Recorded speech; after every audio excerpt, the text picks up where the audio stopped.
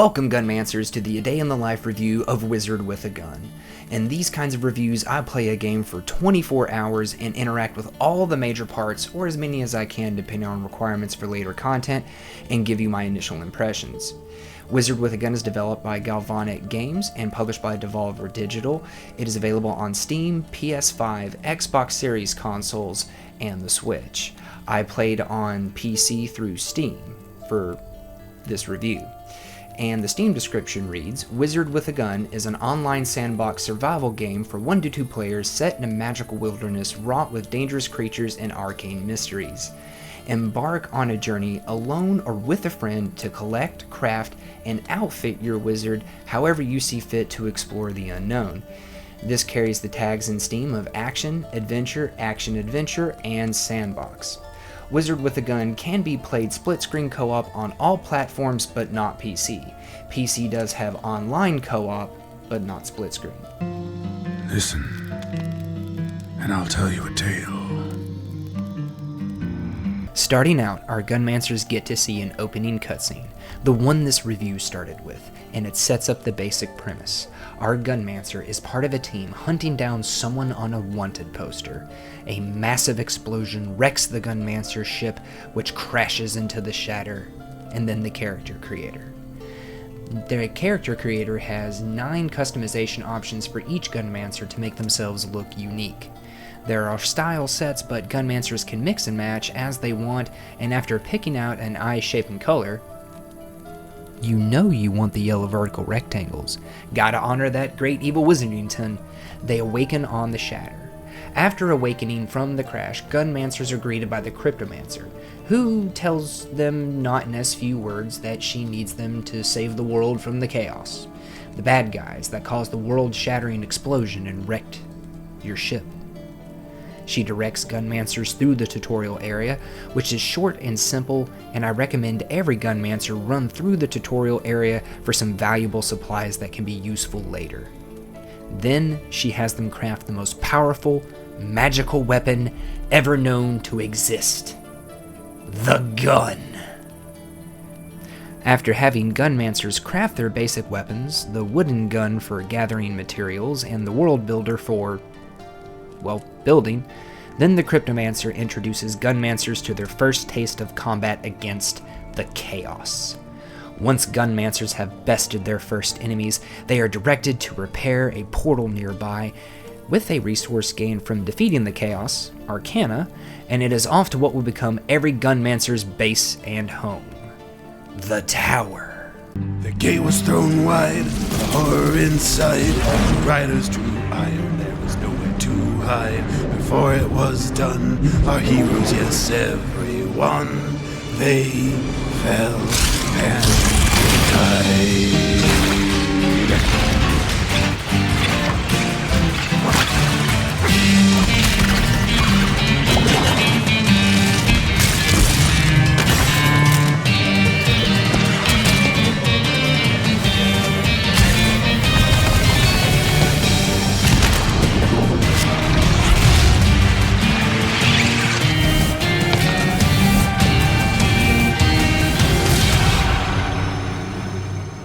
To take an aside here for just a moment, tutorials are delivered in text exposition in bite-sized fragments, and then players are directed to do what is in the text. There is no voice acting in Wizard with a Gun. The text matches the art style of the game and does not make things more difficult to read for the most part. What I mean by that is, for my eyes, there were some combinations of letters that I would have to take like a second or a third glance at, but this was like maybe 1% of the time. So that's why I say it's a problem from my eyes, and it's not a problem in general. Arrows are also used in the tutorial to make it easy for players to figure out where to go and where things are and what the tutorial is directing them to do. I do want to compliment Galvanic Games for telling players what to do and then having them do it. This is far better than a massive text dump or a long text exposition and then ushering the players along to the next section. By having the players do what they saw in the text immediately after doing it, this helps them to build the memory and helps them to learn more quickly and get more accustomed to the game more easily. This is a very good thing, which is why I do want to compliment Galvanic. Now Gunmancers receive a right and proper introduction to the tower, which lies outside the normal flow of time for the rest of the Imperium. Once tethered to the tower at this big ol' hand-looking thing, Gunmancers will begin to gain access to the tower's multiple portals leading to different biomes that Gunmancers will have to explore, gather, craft, and fight their way through to find gears which repair the Chronomancer's wheel. Doing this allows Gunmancers to roll back time once the world is destroyed at the end of an expedition. At this point, Gunmancers are also told about the Chaos Timer, which counts down from 5 minutes to the end of the world on that particular expedition, and that this timer can be extended by destroying Chaos portals during the expedition. Gunmancers will be running along and they'll pop up and start trying to spawn out Chaos enemies. All the Gunmancer has to do is destroy the portal, and it'll drop this little item that'll give you additional time. Once time is rolled back, Gunmancers are able to leave on another expedition when they are ready.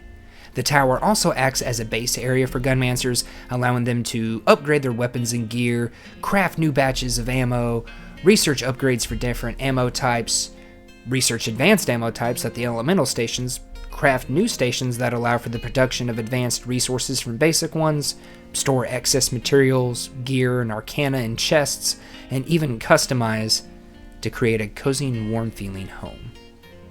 Another quick aside, the building is on a grid system and there is not much customization in the building.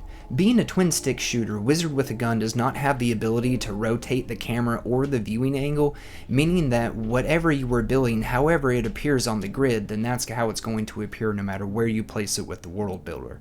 You can't rotate it around. This limitation to the building and customization is annoying, but it's not a main feature of the game and it's not integral to the experience, so I think it's fine overall. It does allow for a sense of personal flair to your tower, which I think is just the basic overall intended purpose. The world builder is complemented by a particular gun that can be used both on expeditions and in the tower, the ground layer gun. And the ground layer gun allows Gunmancers to use resources to build blocks on the ground. You lay the ground. You can have tiled stone floor, wood planks, mud and grass. How about a little stream or a swampy pond? The ground layer gun has you covered. This functionality also crosses over into expeditions, meaning that if you need to build across a gap to get somewhere more quickly or to access an area of the map, or if the chaos has come and it's cut off your path to the exit portal, then you can use the ground layer gun to make your own road, so long as you have the resources. Also in the tower, Gunmancers will find books that are notes, memoirs, words of wisdom, passed along by the predecessors recruited by the Cryptomancer to stop the chaos before you. The leader of these just so happens to be the person on the wanted poster in the opening cutscene, Hilda. These books contain the lore of Wizard with a Gun, which focuses mostly on how things got to the point of the opening cutscene. And you will find that the supposition is put forward in these books that Gunmancers should trust the Cryptomancer, with a grain of suspicion. The last thing of importance that Gunmancers are introduced to is the first edition. This first edition allows Gunmancers to scan enemies, friendly folks, wild animals, and various objects throughout the Shatter to unlock new crafting and upgrade recipes. The first edition also gives a little info on the individual or the object scanned. Even bosses and chaos enemies can be scanned. Gunmancers should be cautious, as taking any damage or dodging while scanning will interrupt the scan and they will have to start over. After receiving the full rundown, it is time to head through the portal and into the Shattered Imperium for the first time. Almost. Each expedition after this one, Gunmancers will be on the Chaos Timer. Once back on this version of the Shatter, Gunmancers are greeted by the Cryptomancer again, who directs Gunmancers to meet their predecessor, Hilda. Hilda teaches Gunmancers about the loading bench, the ammo crafting and customization bench. And after learning how to make basic ammo, Gunmancers are rewarded with the blueprint to be able to build their own back in the tower. Hilda also provides some very important clarification about the gears Gunmancers are trying to find to repair the Chronomancer's wheel, and gives Gunmancers their overarching objective for the next bit of the game.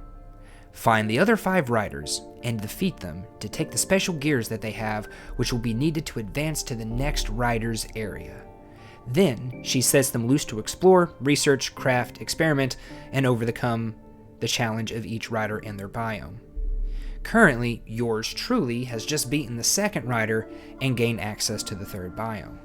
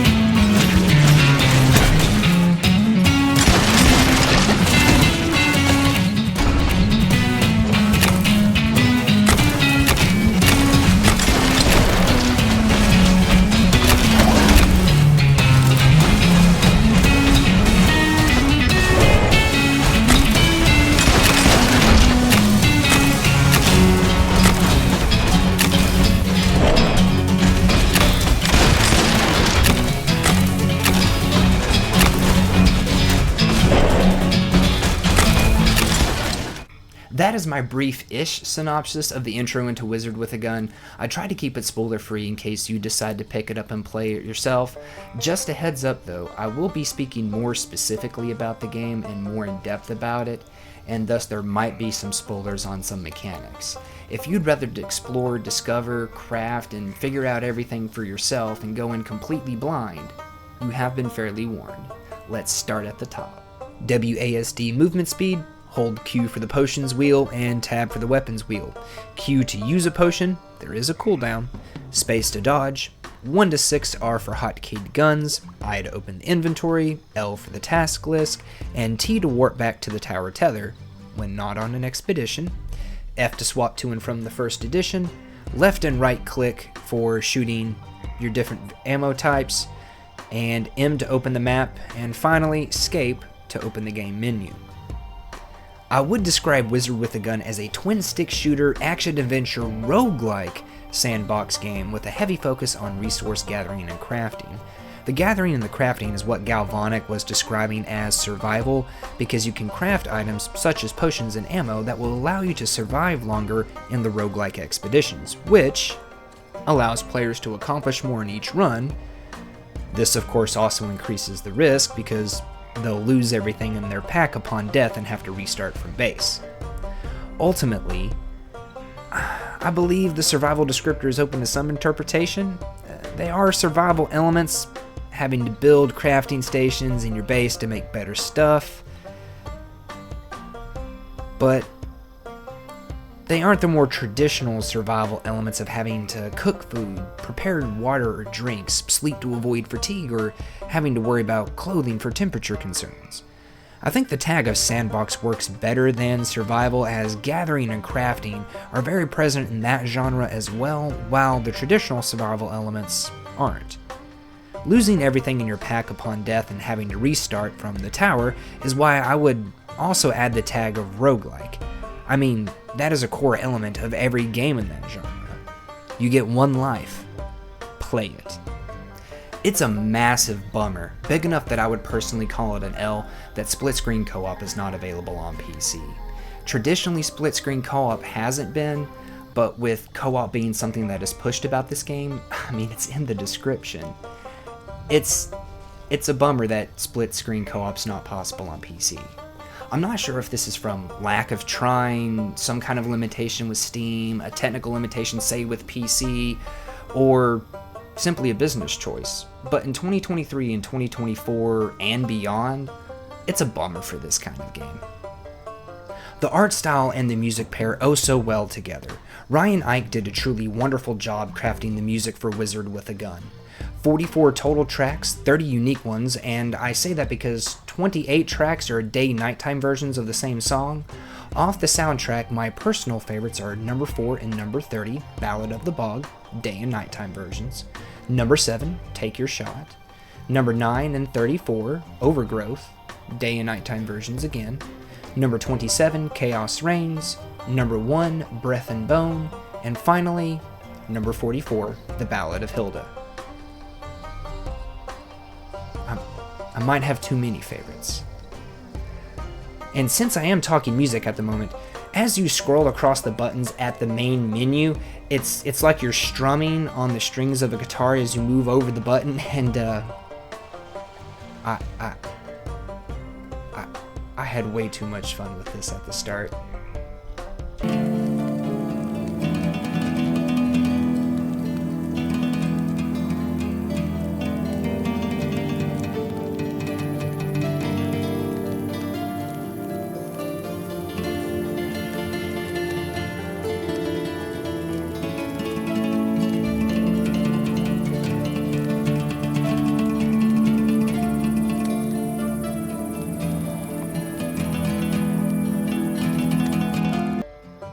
Each expedition is procedurally generated on a world template. The overall shape of the map seems to have a set of variations that it will change between, but everything on the map is completely random in placement and number. As I've unlocked new areas, this has become more apparent. The Fel and the Imperium have the same orientation and boundaries from expedition to expedition, but the shape of each biome, what I find at the border, and moving in between the two is different.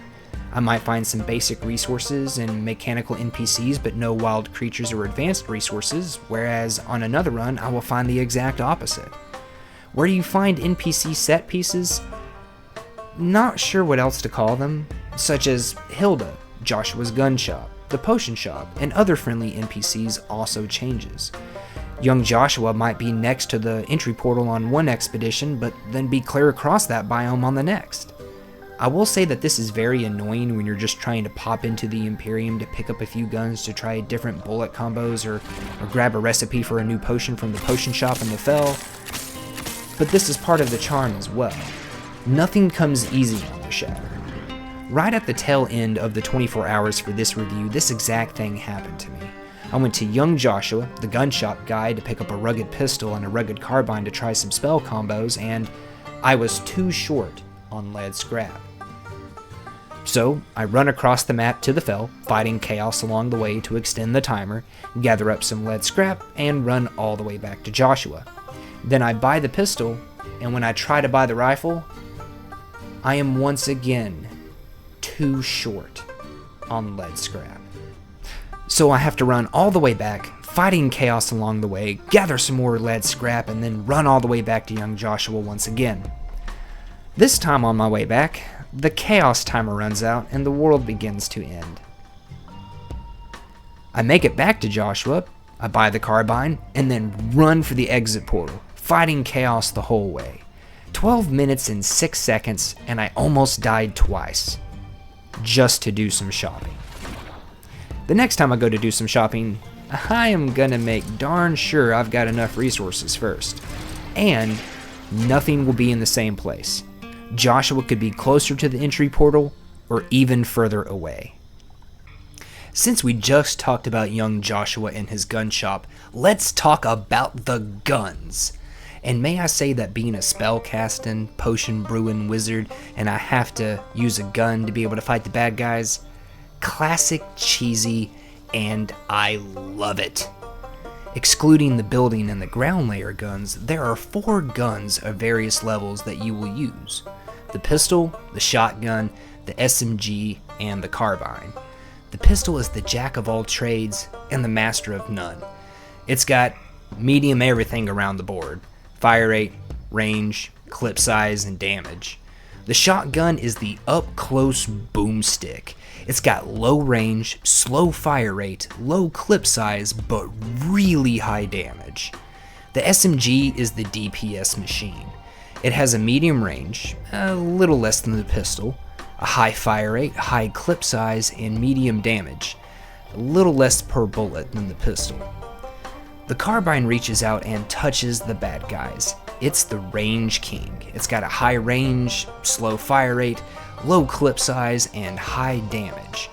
Each gun's got its disadvantages and advantages, except for the boomstick.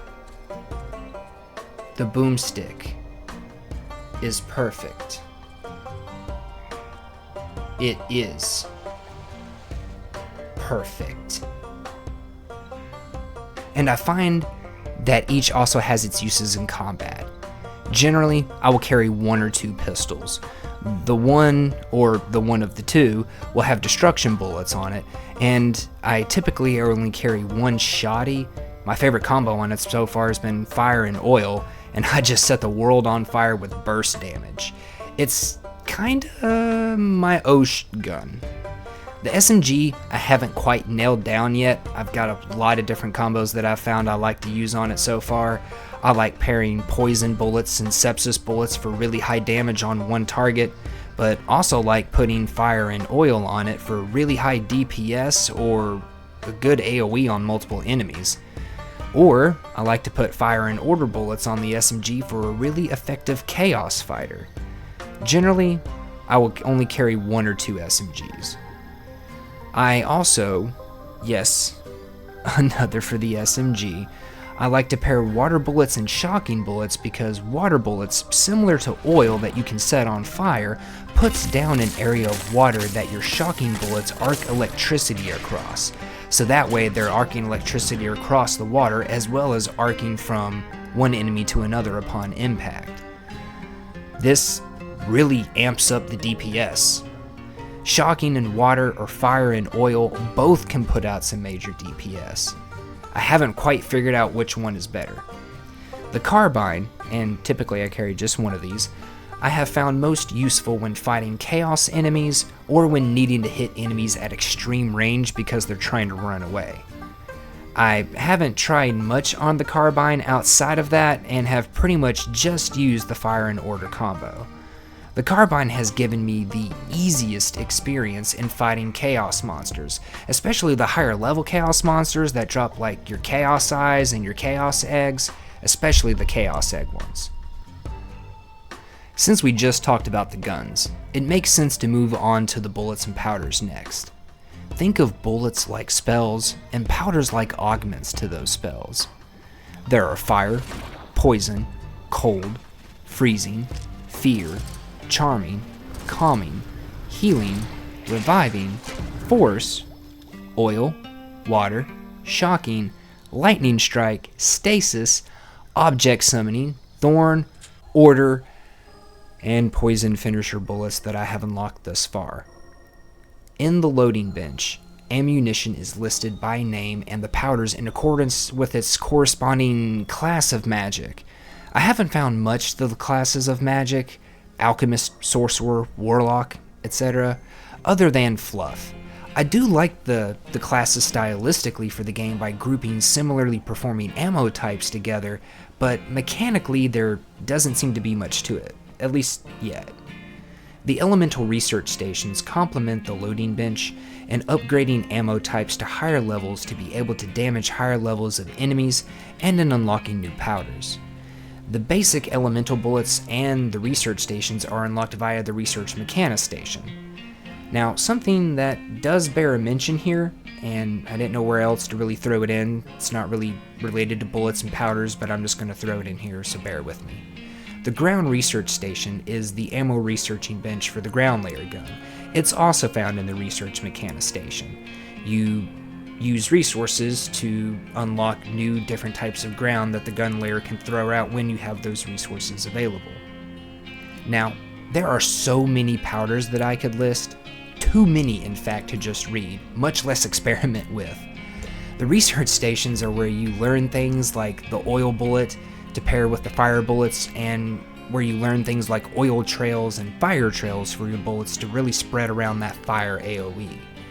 I have used fire, poison, and order bullets the most, and that's probably because they're some of the main damage types of bullets outside of shocking. Fire and oil seems to be the easy to learn and easy to master king, but poison seems to be the one with the most potential output, at least from what I've experimented with thus far. I do like the cold and freezing bullets, or at least the idea of them, but I haven't experimented very much with them. I do like shocking and lightning strike bullets, and have been experimenting with them more, but I was already halfway to the second rider when I started, so I haven't really gotten to do a whole lot just yet. I've also played around with the fear and poison combo, but like water and shocking, that's more recent and I haven't gotten much experimenting in just yet. The poison finisher bullets are really nice when they're used in the correct situation. Outside of those situations, they're still good, but you'd almost be just as well served using your regular poison bullets and stacking up the poison DOT. I haven't done much of anything with force bullets or anything in the physics station, really. I tried early on, but outside of the first few hours, I haven't really experimented around. Charming, like force, I used for the first few hours and then deviated to more damage types. Thorn, life, revive, calming, and a few others I really haven't used at all, and I need to do some serious experimenting for the A Week in the Life review. The fire and oil combo has been my main crutch so far, and cold and freezing is what I've been thinking about how to use it more the most, but I need more ice chunks. A lot more ice chunks. Now all of this above, the world, the building, the decorating, researching, converting basic resources to advanced ones, crafting and customizing ammo, making potions, and upgrading gear, it's all about gathering and using resources. The ground layer gun specifically uses resources as ammunition. Of special note is that many of these resources cross over between building, making advanced resources, upgrading gear, potions, ammo, and researching. And I want to give compliments to Galvanic on this pain of choice. The pain of choice isn't so much that it cannot be overcome with a little resource grinding, and if I'm being entirely honest, I probably did a bit too much of this in my first day as a Gunmancer, and I'm a bit overstocked on some things. But it is enough that players will have to make choices between things. Of course, with enough resource grinding, eventually everything will be able to be gotten and researched. I also want to compliment Galvanic on providing multiple ways to acquire many of the advanced resources. Players could wait until the biome where those resources are available and drop freely, or they can use stations like the furnace, lightning furnace, composter, or evaporation station to turn basic resources into more advanced ones. Or players can use their spells in the world to turn basic resources into more advanced ones. This last one can be a bit tricky because you have to affect the resource and then harvest it before the spell effect wears off. Rotten wood and charcoal are great examples of this. You need poison bullets and fire bullets. You poison a tree and then harvest the tree or destroy it with the poison gun, and you could get a piece of rotten wood along with your regular wood. Now, if you take that same example and you burn down the tree with the fire gun, or you harvest it while it's both under the poison and the fire effects, and you might get a piece of rotten charcoal instead of rotten wood. Much more easily though, you can take rotten wood and simply slap it in the furnace and just burn it into rotten charcoal. This pain of choice works very well because Galvanic gives you multiple ways to acquire those advanced resources, and again, high compliments to Galvanic on a quality pain of choice system. Gotta throw out a big spoiler alert. I will be showing clips from the 2 boss fights that I have completed thus far in the background, so if you're okay with me talking about the boss fights but you don't want to see anything of it yourself, so that way you can kind of more experience it on your own for the first time, then look away from the screen, flip that phone over, open up a new tab until the boss section is over.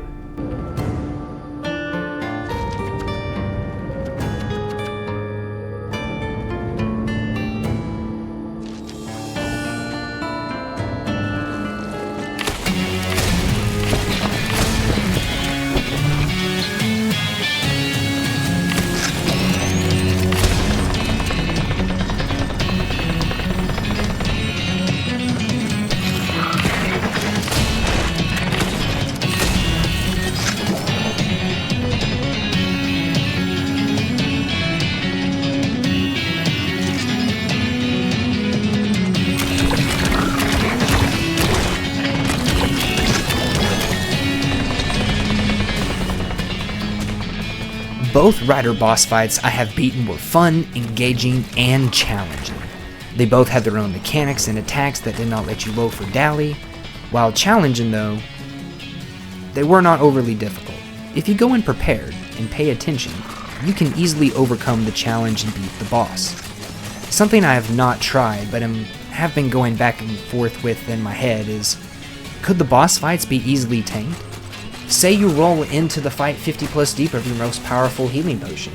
Would the boss be able to dish out enough damage to prevent you from being able to just constantly heal? Could you tank the damage and not have to worry about any mechanics? With the Mechantress, I got the idea, and so I think I might be able to pull it off. With Orion though, I question that. Orion has a minigun and throws out a lot of little damage at once. He can spray around with the minigun, or he can concentrate his attacks. Plus, with all the poison AoE he throws out, would all of that stack up and deliver too much damage too quickly to tank him? The Mechantress has a shotgun, and it blasts out in a wave that constantly spreads out, so you can pretty much be guaranteed, unless you're standing in front of her, you're not going to get hit with more than one projectile at a time. I guess that's something I'm going to have to experiment with and get back to you all in the Week in the Life review. There are world bosses as well. These are basically more powerful versions of lesser enemies in the Shatter, and will oftentimes have a gear for the Chronomancer's wheel the first time you beat them. All bosses, riders, or world bosses can be beaten over and over again, allowing players to replay those fights with different weapons or elemental combos. This can be very advantageous for grinding advanced resources. Arcane Tomes, for example, a very important resource needed in researching new recipes and upgrades, which drop in large quantities during the Mechantress boss fight.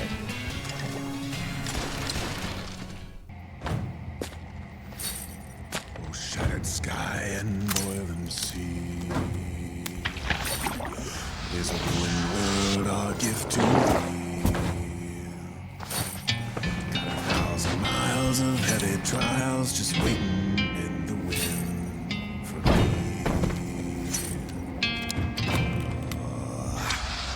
With a howling storm and a raging fire, I'll see it through this fool's desire. It's a hope that feeds this funeral pyre, but I bury it in my hand.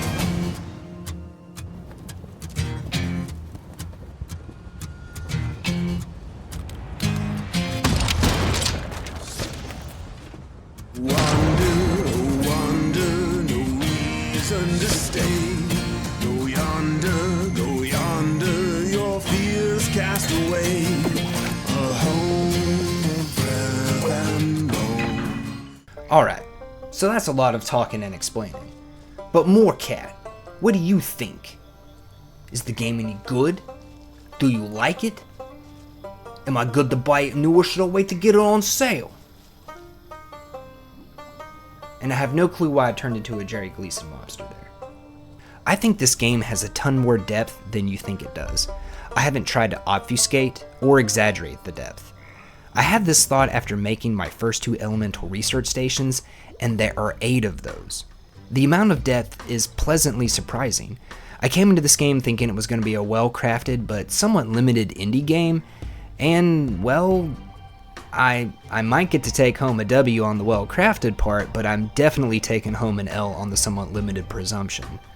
I have spent most of my time going on expeditions to get more resources, to unlock more bullets and powders, or to try different combos on different guns. Honestly, experimenting and trying different spells on different guns is what has been the most engaging part for me. Whether I'm just going out on a resource run, or going out to buy some guns, or trying to nab up some gears, or I'm specifically trying to experiment and compare and see how different combos work together, I'm always experimenting. I like the pressure of the chaos timer on each expedition as well. This adds another pain of choice because you can't go everywhere and do everything. Yes, you can extend the timer by fighting the chaos, and you can even craft chaos absorbers to do very much the same thing, but you still can't go everywhere and do everything on the map. You still have to make choices. you still run out of time, and eventually the world ends. Eventually the chaos comes. Every expedition ends with, and then the world ended, and I ran for the portal. Of course, we always make it off, right? Now, one thing I do want to make mention of, but wasn't exactly sure where to include it, so I'm throwing it in here. When the world is being destroyed, if you are on a space as the chaos destroys it, you'll fall through the world, but you won't die from it. You're placed on a space adjacent to that one, and you get to keep running for the portal like a crazy person. I do want to compliment Galvanic on making sure that this aspect was covered and it wasn't something that was going to make Gunmancers have to restart from the tower. Especially once we talk about this next thought. I do like how you keep your guns upon death, but personally I think the hotkeyed potions and items should be lost along with everything in your pack. I have benefited multiple times from not losing those items, but it doesn't really seem to match the disclaimer before every expedition that you'll lose everything on you. Now, losing the guns would be way too much of a pain point. It would just be way too much of an annoyance. You don't want a Gunmancer going on an expedition thinking about how am I going to craft a gun once I'm on the expedition. It's wizard with a gun. You always want a gun in the wizard's hand. But hotkeyed potions and items should be lost on death as well. Resource availability is too plentiful for losing them to be a big enough pain point for it to be a concern, and it would provide even more value to the already well-balanced pain of choice in the game. Again, you don't want Gunmancers going out on an expedition without a gun. But if you're not cautious, and you're not wise, and you lose a whole bunch of potions, you can easily go out on a run, get some resources, come back, craft some more potions. My biggest concern for Wizard with a Gun is replay value for someone who unlocks everything on one save.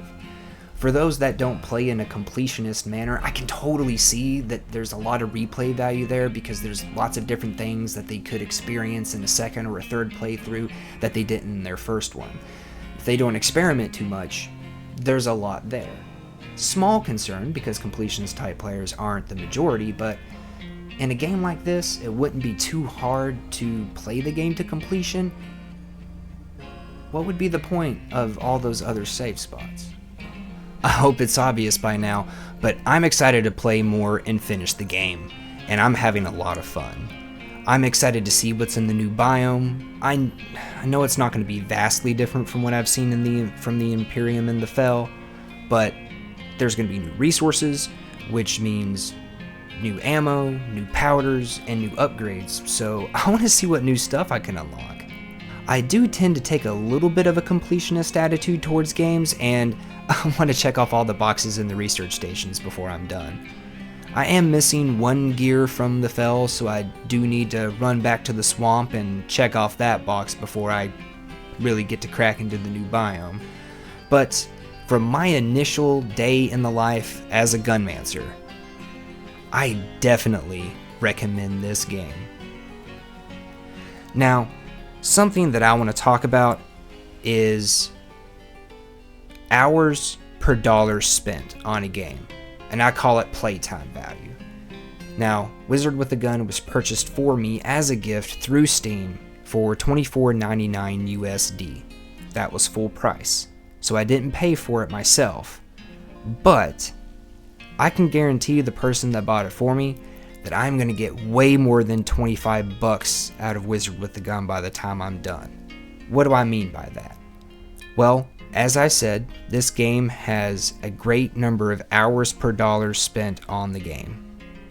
My copy was $25, and I've already gotten 24 hours of playtime out of it, and I'm not even close to done. This means that I'm going to get way better than $1 per 1 hour spent on the game. And in my opinion, you should never, ever, ever get less than 1 hour per dollar spent on a game. Now, with Wizard with a Gun, by the time I'm done, I'm going to be trying to squeeze 168 hours out of it. That's going to be pennies for the hours. Wizard with a Gun is a great addition to the Devolver brand, and high praise to Galvanic. Whether you get this game on sale or for full price, you're going to get way more than the full price value out of this game in terms of play hours. But I'm not going to fault someone for wanting to save some money. Wizard with a Gun is not currently on Game Pass, but if it does end up on Game Pass, you wouldn't be wise to pass up playing it.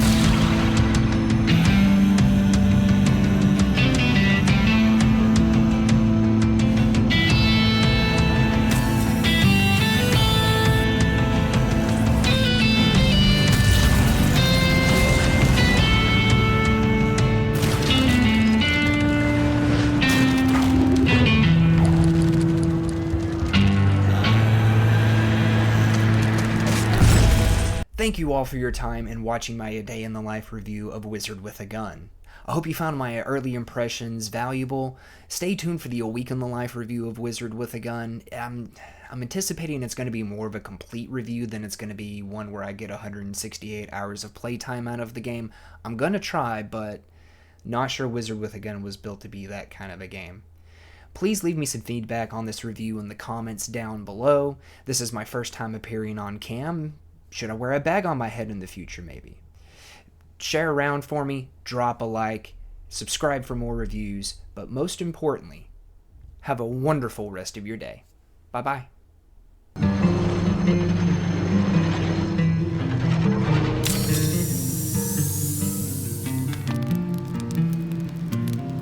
It's up to you now, kid.